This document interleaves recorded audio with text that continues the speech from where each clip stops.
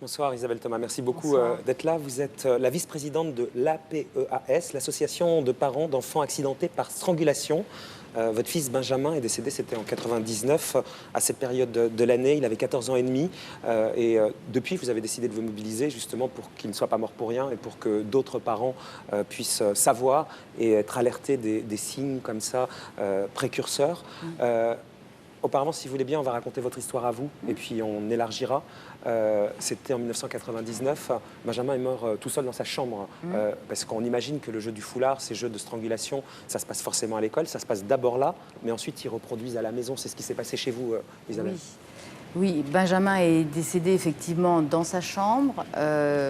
Pas tout de suite dans sa chambre, mais on l'a retrouvé peut-être 10 minutes après qu'il ait joué au jeu du foulard. Il était donc inanimé, on a essayé de le réanimer, sa sœur aînée lui a fait le bouche à bouche et il est parti aux urgences et il est décédé à Lille peu de temps après, enfin quelques heures après. C'était le quatrième de vos 6 enfants. C'était un petit garçon équilibré, bien dans sa peau, parce qu'on imagine, on va y venir, les psychiatres disent différentes choses assez contradictoires par rapport à ces enfants qui vont jusqu'à l'extrême dans le danger. Ils disent qu'ils vont défier la mort. Lui, c'était pas du tout ça. C'était un petit garçon, tout ce qu'il y avait de plus vivant, j'allais dire. Alors, il n'était pas très petit parce que c'était un grand garçon de 14 ans et demi. Bon, il se trouve que comme il était très sportif, c'était un enfant assez libéré. C'était un enfant effectivement assez normal, bien intégré dans sa famille, bien intégré dans son école, faisant partie de diverses clubs sportifs. Donc, c'était pas un enfant sur lequel on était focalisé. Pas un ado à problème, quoi. Ouais, c'était pas un enfant à problème et dans la fratrie, il était très bien situé. Donc, ça a été vraiment un drame pour nous parce que c'était quelque chose dont on n'avait jamais entendu parler. Et d'ailleurs, quand il est mort, on s'est tout de suite posé la question de savoir de quoi il était mort. C'est évident que nous, on a écarté le suicide. Certains ont pu y penser, mais nous, on ne pouvait pas imaginer qu'il ait pu avoir envie de mourir.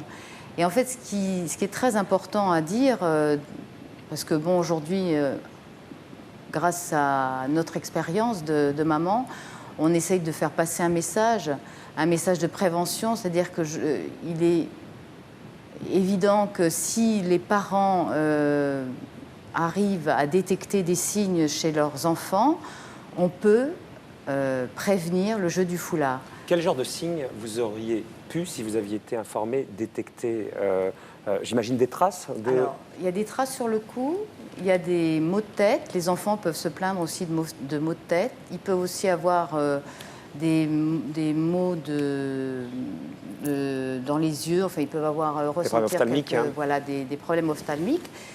Et puis, ils peuvent ressentir aussi un certain nombre de vertiges de temps en temps. C'était le cas de Benjamin? Il avait ce genre de mots, mais que vous ne saviez pas trop à quoi attribuer?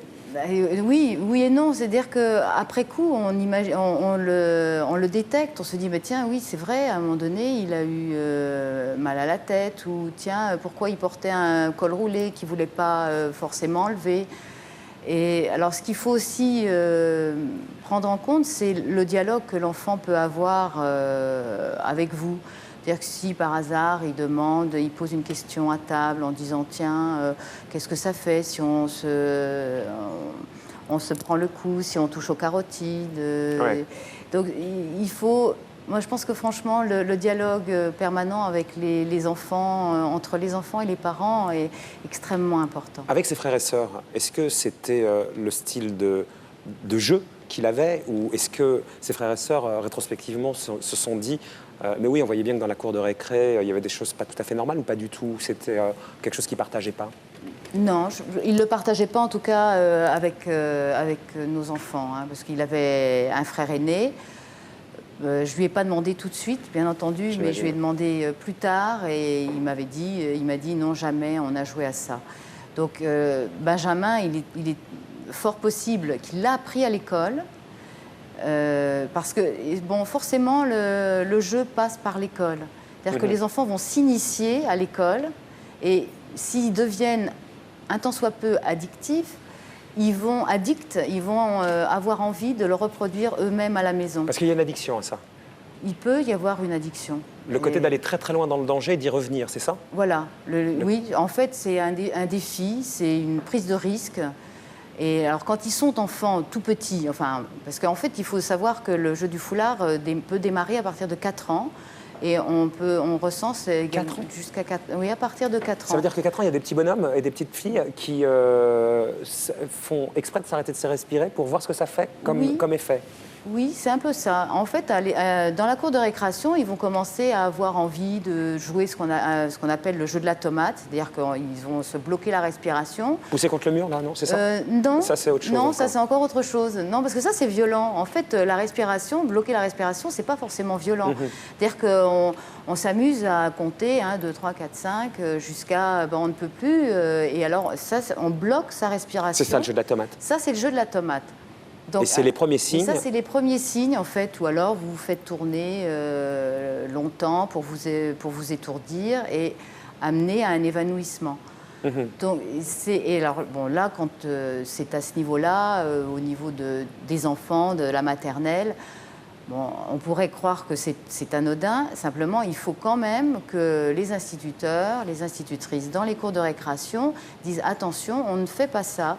Justement, l'école, puisqu'aujourd'hui vous êtes en contact avec le milieu de l'éducation, est-ce que l'école prend suffisamment bien en charge tout ça? Vous avez l'impression qu'il y a des lacunes, des déficiences? Il y en a eu. J'ai cru comprendre. Il y en a eu. On est en train de remonter la pente. Et grâce à un outil pédagogique que nous avons fabriqué un peu nous-mêmes. C'est ce que vous avez là. Voilà, j'ai amené, voilà, pour qu'on le voit. Je ne sais pas. On va le montrer à la caméra de Serge Calfon qui est là-bas. Caméra là-bas.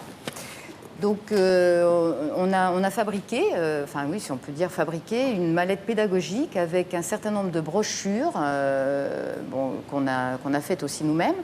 Des DVD, un DVD pour les écoles primaires et les écoles maternelles, une fiction également sur le jeu du foulard. Et en fait, cette mallette pédagogique est arrivée dans les inspections d'académie auprès des infirmières et des instituteurs qui voudront bien s'en servir. Et dans cette mallette également, il y a le guide pour pouvoir se servir de tous ces outils. Elisabeth, ça touche tous les milieux? Ce n'est pas les milieux défavorisés, ça touche tous les milieux des cités au 16e, quoi. Oui. Oui, vraiment, il faut pas se croire à l'abri du jeu du foulard. Ça touche tout le monde. Tous les enfants peuvent très bien un jour avoir un groupe de copains qui va les initier au jeu du foulard. Alors après la maternelle, ça monte au primaire. Donc au primaire, on va se cacher pour le faire, parce qu'en maternelle, on ne va pas forcément se cacher.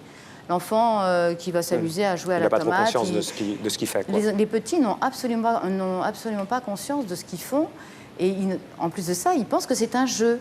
Et ils ne connaissent pas la mort. Ils ne savent pas ce que c'est que la mort. David, vous en aviez entendu parler, vous, en tant que père de famille? Vous avez 3 enfants, 2 grandes filles, un petit garçon. Déjà, à l'époque, moi, j'allais à l'école. Et certains élèves qui s'amusaient à faire des choses comme ça, déjà. Et ça date... il y a 20 ans déjà, donc... il y a même 50 ans, vous disiez, Isabelle. Il y a même... Vous, Abdelmalik, vous avez entendu parler de ça? Oui, j'ai entendu parler de ça, mais je pense que... Enfin, depuis longtemps, il y a des enfants qui jouent à ça dans tout. Enfin, ils font ces jeux dangereux et tout, mais là, de plus en plus, dans les médias, on en parle et tout ça, et c'est bien. Et c'est vrai que pour nous, jeunes pères de famille, tout ça, et c'est vrai que c'est des informations qui sont importantes pour nous. Aujourd'hui, en tout cas, c'est tout le sens de votre combat. Ça veut dire que vous avez mis toute votre énergie depuis le départ de Benjamin dans cette association. Oui. Et c'est votre façon aussi, à vous, d'un point de vue personnel, de continuer à avancer, de vous reconstruire? Oui, ça passe par là aussi, forcément. Et on a envie que ça serve aux autres aussi. On n'a pas perdu notre enfant pour rien. Enfin... Au départ, oui, parce qu'on s'en veut un peu de ne pas avoir entendu parler et de ne pas avoir détecté les signes. On culpabilise forcément. Et on culpabilise forcément la perte d'un enfant. On culpabilise toujours de ne pas avoir prévenu et de ne pas avoir détecté les signes. Mais aujourd'hui, on est... en France, on est une 50aine de familles réunies. On a beaucoup d'autres familles amies qui nous ont rejoints. Mais on travaille également avec les États-Unis et le Canada, parce qu'aux États-Unis également, on a détecté énormément de cas. J'imagine que dans le cadre de l'association, vous prenez en charge la douleur des parents qui viennent de perdre un enfant. Oui. Quand soi-même on en a perdu un, on est particulièrement à l'écoute, on trouve les mots, on sait comment dire, on sait comment aider. Oui. Vous, c'est ce qui vous a manqué Au départ, il y a oui. 7 ans quand Benjamin est décédé? Oui, au départ, lorsque Benjamin est décédé, on se sent un peu fautif, on craint un peu le regard de l'autre. D'abord parce que le regard de l'autre, il est aussi interrogatif, se dit tiens, pourquoi il est mort, de quoi il est mort. Après, très vite, moi j'ai eu une amie journaliste qui m'a mis sur la voie du jeu du foulard en me disant mais Benjamin, c'est pas du tout ça, je le connais bien. Il a joué à un jeu dont il ne connaissait pas l'issue. Et donc, un an après, j'ai rejoint l'association qui avait été créée par Madame Cochet et avec elle, on a donc beaucoup travaillé. Et maintenant, on est également relayé par un comité scientifique qui nous aide et qui nous accompagne dans nos démarches, dans nos recherches. Et on espère que notre prévention va être entendue. On vous le souhaite aussi. Il y a un site internet www.jeudufoulard.com, JEUDUFOULARD.com. Il s'affiche en bas de l'écran avec toutes les informations. Merci beaucoup Isabelle Thomas d'être venue témoigner ce soir sur ce plateau. Merci à vous de nous avoir reçus. C'est bien normal.